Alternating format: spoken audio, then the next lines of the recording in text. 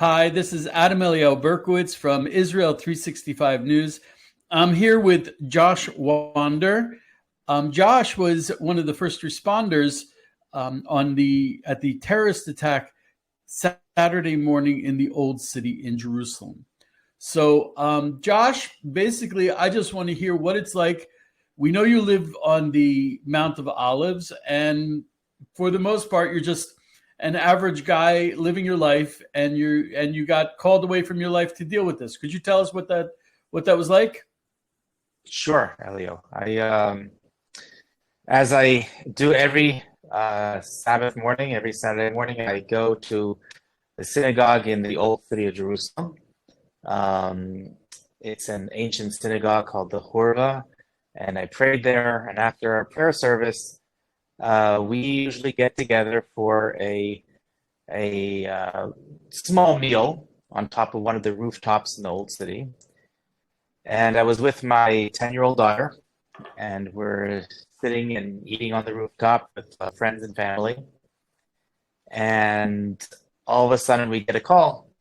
I get a call that there's an emergency, that there was a terror attack in the city of David, which is just a few minutes down the road. Okay, before you Uh, get into that, if I may, Josh is a volunteer for an organization called Zaka, which means he's a first responder to medical emergencies, volunteer responder. When you say you got a call on what?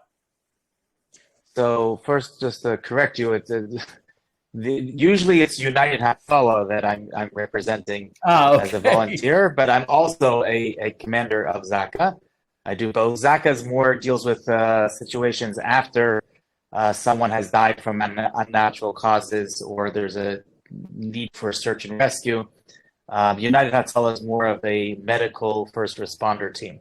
Uh, Josh is what I call very doish. Okay, he is always doing something. A lot of volunteer work. He's very skilled in a lot of different areas. So it's I'm frequently get confused about which hat you happen to be wearing. So when as you do I. say so when say you got a call, what call did you get, and how do you get these calls?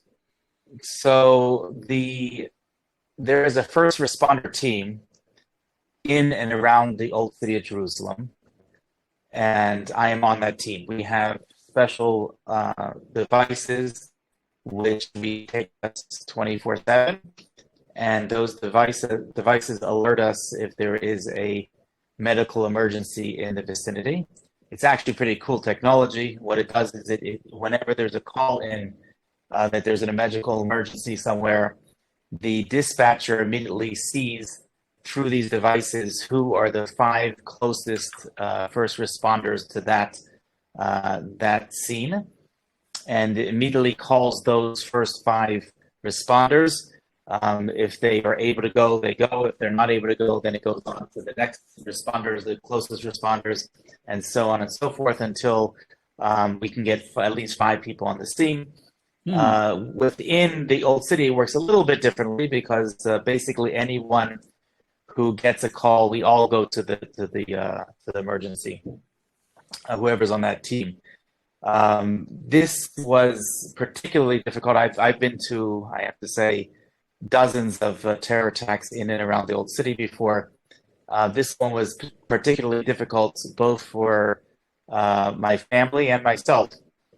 Like I said, my 10-year-old daughter was the only one with me at the time in my family, and I left her with the friends at this meal, and I ran off to deal with this attack. At the time, I didn't tell her that there was an attack. I just said there's a medical emergency. There was someone else, another first responder, that she was also in our meal at the time, and she also ran out with me.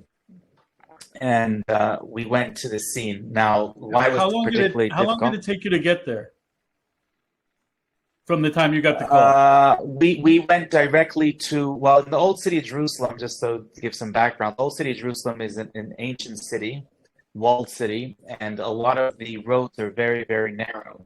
So regular sized ambulances don't fit into the most of the roads. And we have a special ambulances, which are more like a miniature version of an ambulance, which are like quads to navigate the roads of the old city. So the first thing we did is we ran to the parking lot of the Jewish quarter where these are kept in order to jump onto one of these mini ambulances and to rush down to the scene. So I would say within minutes we were there. There were already, I wasn't the first one on the scene. There were already other people on the scene. There were people that responded also from the city of David and from the old city. And so I was going to tell you why was this particularly difficult. It was difficult for two reasons. First of all, because the one of the people that was shot during this attack was actually a friend of mine and a first responder. He was on our first responder team. He was a medic. And that's always difficult when we have to come to a scene and find one of our own, so to say, that has been injured. Fortunately, he's also an officer in the paratrooper brigade, and he was armed with his rifle, and he was able to neutralize the terrorists. I want to emphasize something here, if I may. I'm sorry for jumping in, but I actually the video of the attack was online, and he responded. Basically, the young boy terrorist was hiding behind a car, and it was a very difficult spot to respond to. And I saw after he managed to neutralize the terrorist, he turned around and you could see very clearly that he was shot. He was shot, and he was in a serious condition. He's still in serious condition. He continued functioning as a fighter. Yes, he and his father were both shot. His father, thank God, is in not nearly as bad a condition as he is in. But he continued to, and fortunately for everybody was there was a large group of Jews walking up the street. I'm sure you saw in the video. And if he wasn't armed, and if he didn't respond immediately, then they could have been a lot worse. And little kids. There were little kids in the group that were being shot at. So that was the first thing that was difficult. The second thing is that I left my 10-year-old daughter for already over an hour at this meal. The meal already finished, and then everybody they obviously they were friends of mine. They took my daughter and they walked over. They took her to the main square and they sat with her. She already heard from people that there was a terrorist attack. She knew that that's what I was responding to. And of course, she was extremely traumatized and still is traumatized by this. That her father ran off to a terror attack and disappeared and left her there. Not the first time that I've had to run off to attacks, to different things, but this was particularly difficult for her. Also, I have to mention that the person that was shot is a resident of the old city of the Muslim Quarter. He and his father, and we all know each other, basically, whether we live on the Mount of Olives or if we live in the city of David or somewhere in the old city. All the families, the Jewish families in Eastern Jerusalem in this area, all are connected. All our kids go to the same schools, so we all know each other, and we all know each other's families, and we're very close knit. And even more so in this case because he was a member of the first responder medical team. So you show up, and what do you see? So I actually, like I said, I wasn't the first one on the scene. So they were already treating the two people that were shot. I was also very cognizant of my surroundings to make sure, because you never this is an isolated terrorist, where this is part of a wider attack that is being done. So they have been known to after the attack. They have been known to target first responders and medics, and even I know bombing attacks. There's a problem that they'll have a secondary bomber target the staging area, the triage area. So it's not like you're walking into a nice, safe area. You're walking into what's basically still an active combat zone. Very much so. Very much so. And, I'm always armed, and I'm very cognizant, like I said, of my surroundings. the Arabs that were in the city of David were already celebrating this attack, and you can hear in the background people cheering, and you can hear fireworks they were shooting off. That they were in celebration and in solidarity for this attack. And the attack the evening before that that killed 7 Jews. Correct. So yeah, the police. Of course, there was an enormous amount of response from the police, from military, from medical services. They were all rushing on the scene. Eventually, even the heads of the police showed up. The commanders of the both of Jerusalem and then the entire countries. The national police commissioner showed up. Like you mentioned earlier, I'm not only a member of the first responder of United Hatzalah and Madden that we deal with medical emergencies, but I'm also part of Zaka. So if, God forbid, there is someone killed, and even in the case of a terrorist that is killed, we often are called upon to respond to that and to take care of whatever needs. Just to give you an example that your audience may not be familiar with, is besides the fact that we give the utmost respect to the burial of Jews that are killed. Not only that, but if they're killed in a terrorist attack, any blood that was shed during that attack would also have to be collected and buried with the body. So part of what we do is to clean up. I remember during the bus bombings, the Zaka people, they'd be scouring over the charred remains of the bus with forceps, picking up the tiniest pieces of tissue. And these are massive bus bombings, and that's Jewish law and respect for the dead. Correct. So that was also on my mind at the same time, as if God forbid anyone was killed. I didn't know the condition at the time of the people that were shot. Then we would have to make sure that all of the remains there. I was standing next to their shirts that were full of blood that were ripped off of them when they were treating them. I was standing full of blood, and there were the walls that were full of blood. So yeah, that was also mine. And of course, I was at the same time thinking of my 10-year-old daughter that I just left behind in the old city. So there's a lot going on. Watching around me for security, dealing with any injuries that are in front of me, and at the same time thinking, what if I have to start? So I have a question. Something that didn't quite make sense to me when I saw the video. This young man, I mean, unbelievable. He manages to neutralize the terrorist who was not killed, and he turns away, and you could see he was shot. And now I find out that he's seriously, like, he's still in a life-threatening condition. But he worked. He was fighting. What were his wounds? I'm not ready to go through those are okay. Medical privacy. I can't really discuss that, but it was definitely serious. It's amazing that he was able to continue fighting and protecting. I mean, there were little kids walking past there when the shooting started. It was a family.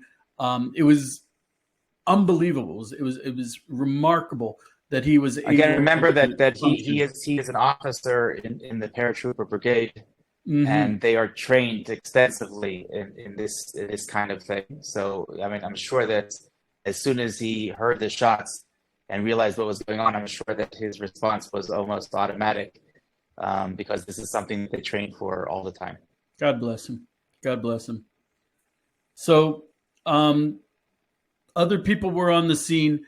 They took him away in an ambulance, I imagine? Yes. Okay.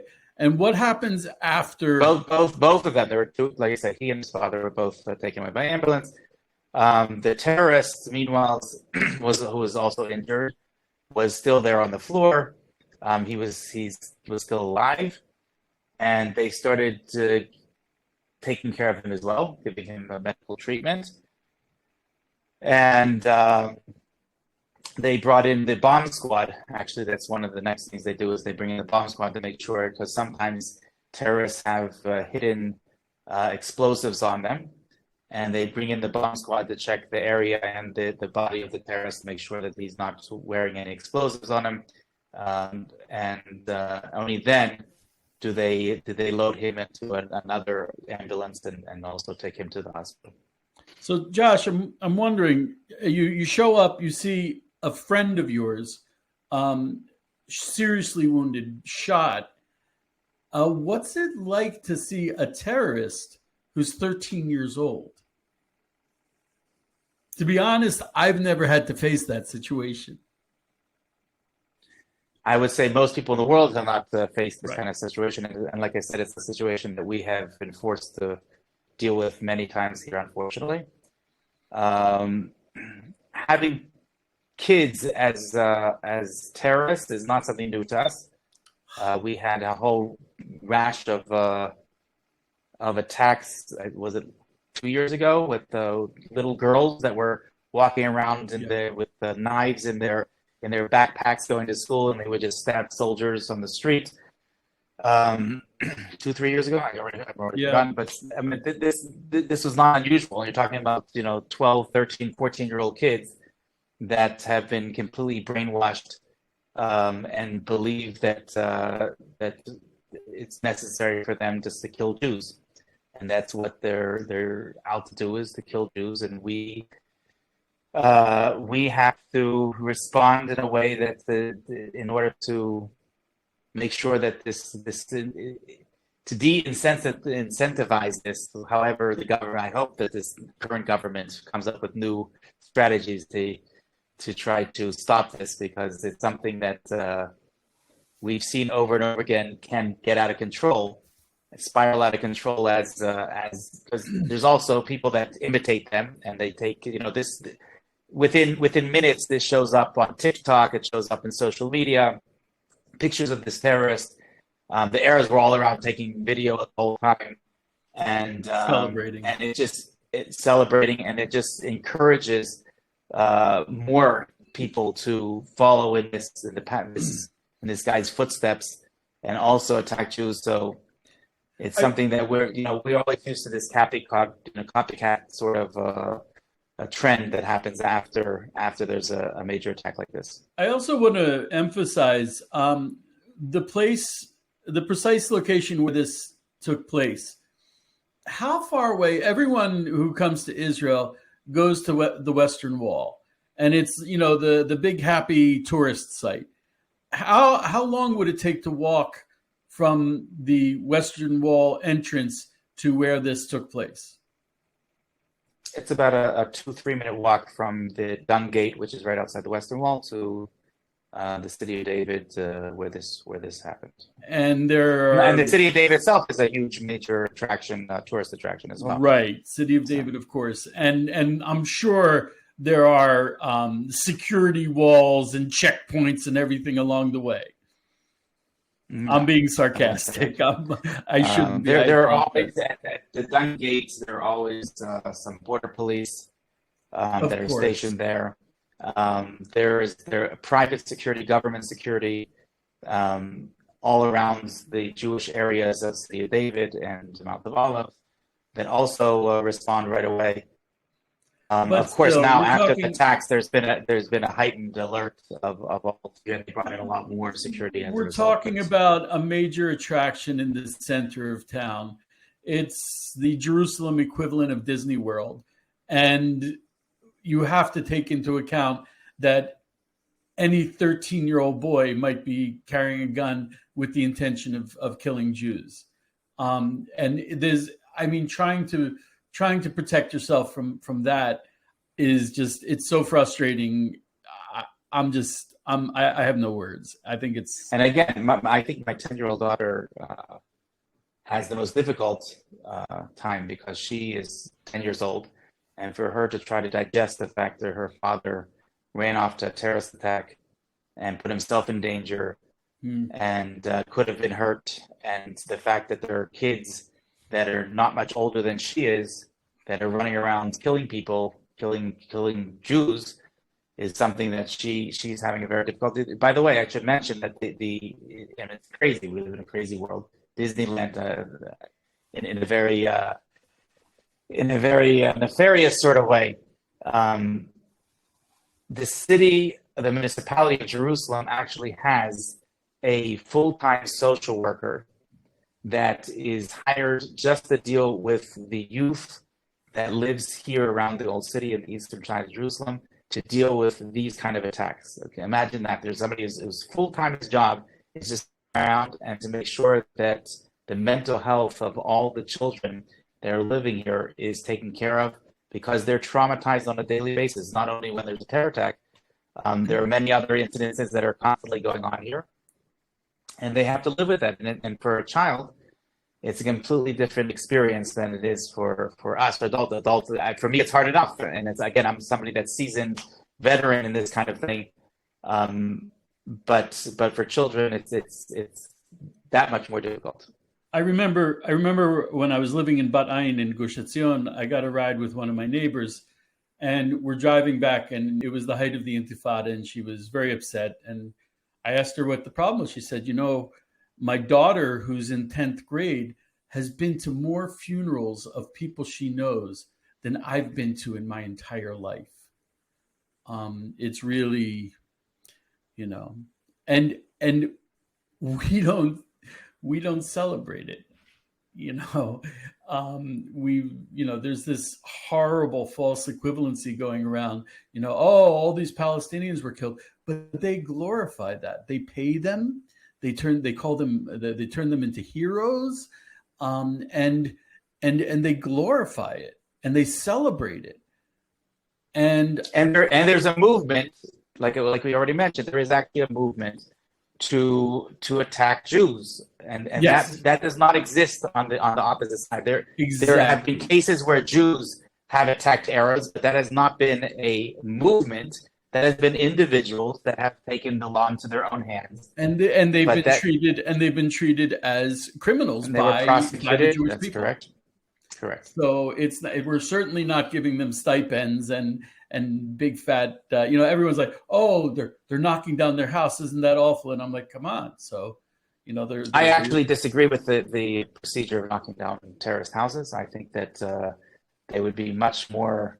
It'd be much more efficient for them to give it to a nice Jewish family. I think that would send a much stronger message, and not have to waste the house. That would send a much stronger message to the Arab terrorists. It's incredibly biblical if you think about it.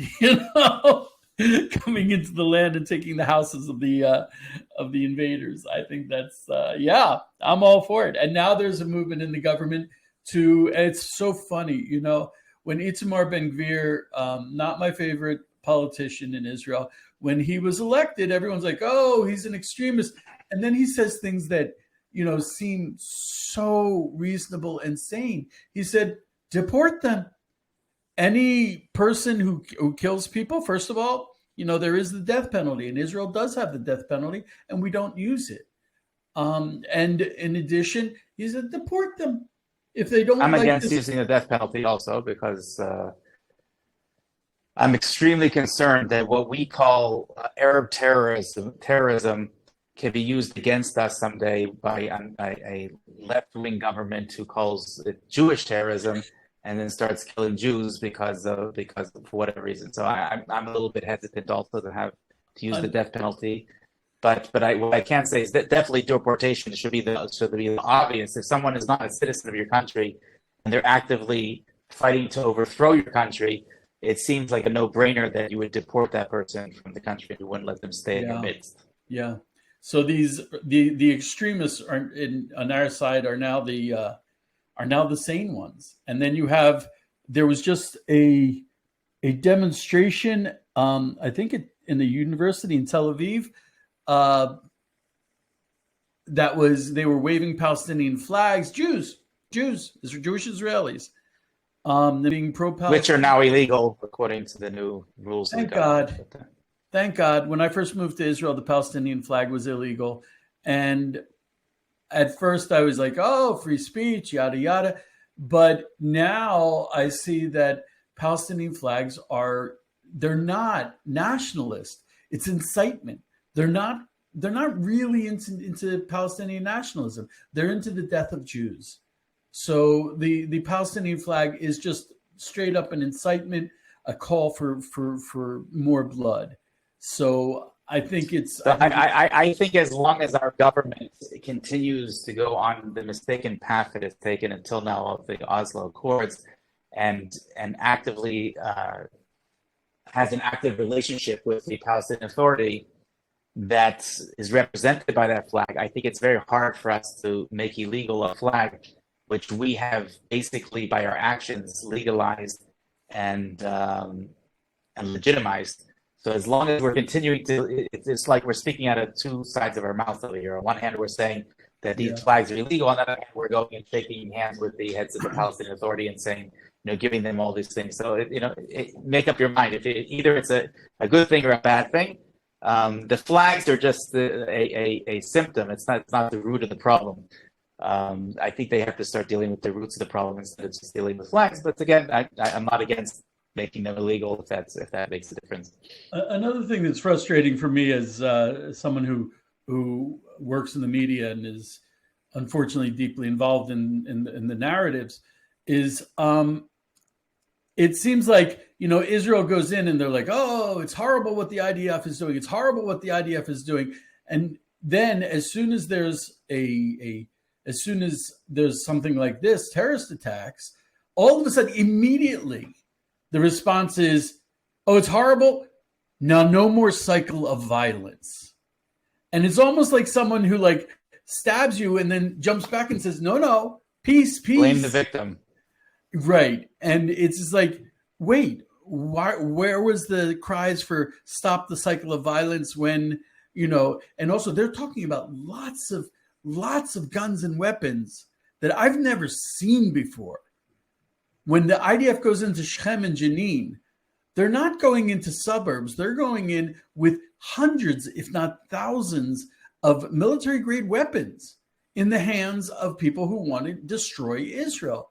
Where did they get those weapons? Like when we talk about a disproportionate response to attacks that we have. I don't know what a proportionate response is. I don't understand that phrase at all. What does that mean? They shoot one shot, so we're only going to shoot one shot. The whole thing is ridiculous. The whole idea of the proportionate responses. In wars, we don't have proportionate. We're not proportionate. We win wars. This was a doctrine that was actually put in the U.S. Armed Forces by Colin Powell.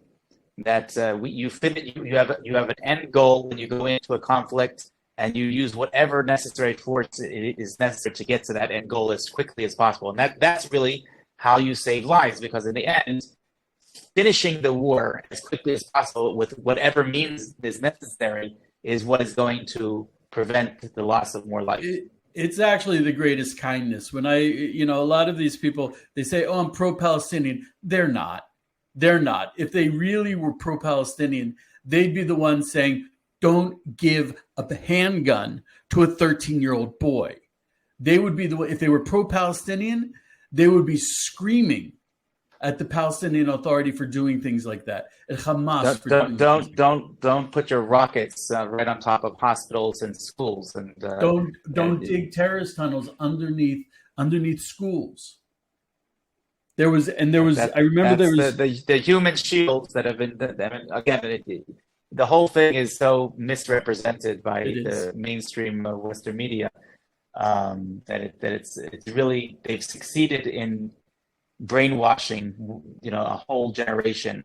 The whole concept of what a Palestinian is and what they believe in and why one should support them is something which unfortunately is part of the general narrative today, but it's something that needs to be addressed again. But this is our failure. I see that as the fact that we haven't done enough in our public relations in order to explain what the difference between their point of view and ours is.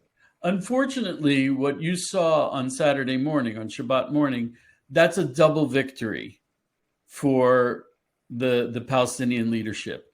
Why? Because on one hand, they got to spill Jewish blood, which is good for them. I was actually told that the Palestinians, they have to save face. They have to show that they're not complacent about living under Jewish rule. So they have to show that they're fighting back. And at the same time, they made us look horrible because there was a 13-year-old Palestinian boy who was I don't know if he was shot, I don't know if it was conditioned, but we abused a 13-year-old Palestinian boy, and so we're horrible.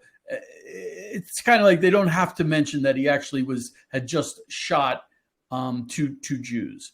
But for them, it was a double victory. Every time a Palestinian... What brings a 13-year-old to take a weapon and to shoot innocent people in the street? That's what should be addressed. Not the question. His mother was on the media, so happy at what her son had done, so happy, and I'm just thinking to myself, my God, those poor kids. They have a mother who wants them to go out and kill people, and even if it means that they get killed. What kind of mother is that? It was beyond me. Okay, I don't know what to say. Josh, be blessed. Hopefully this is the last time we'll ever have to talk about something like this. And we'll never have to talk about this. We'll be talking about the building of the third temple, and you'll be taking pictures. First of all, I am, you know that I know that I am blessed to live in such a special place in such a special time. And all of these things that are happening are, in the way I see it, as a result of our mistakes, because in the end, I don't expect that much more from a brainwashed third Palestinian or whatever you want to call him. I do expect us. I think we're not doing our job, and deporting them, like I said, it should be obvious. But there's plenty of concrete actions that we can take, and that the government should be taking. And I'm hoping that if this government changes course with regards to that, I hope that we start making the right decisions. And I think as soon as we start having our own national pride brought back to us, I think that will solve a lot of the problems that we have, because they feel the weakness that we have in ourselves, and that's that drives them to attack us more. So once they see that we're not willing to back down, and that this is our country, we're not negotiating it, they will, I believe, make a decision whether they want to fight and die or whether they want to be deported. But one way or the other, they're not going to win this war. When 31 years ago, a friend of mine was murdered in the old city of Jerusalem, his friends and family got together to discuss what we're going to do in response to his murder, and we came to the conclusion that the goal of terrorism is in order to scare us away, and we're not going to allow them to be victorious. So instead of being scared away, we're going to do the exact opposite, and we're going to be stronger than ever. And that is really the proper Zionist response to terrorism, is in order to be stronger than ever, not to be shy away. And that's why we took my 10-year-old daughter the next day. On Sunday, we took her down to the city of David with hundreds of people carrying Israeli flags. And that we wanted to show that we're not giving up. We're not running away. We're here to stay. And we will be victorious at the end. Amen. Amen. So that's Shem very soon. Okay, Josh, I can't thank you enough for everything. For everything. Thank you so much. And y'all be blessed. Josh is on duty, keeping all of Am Yisrael safe and bringing the Geula. Thank you so much, Josh. Be blessed, y'all.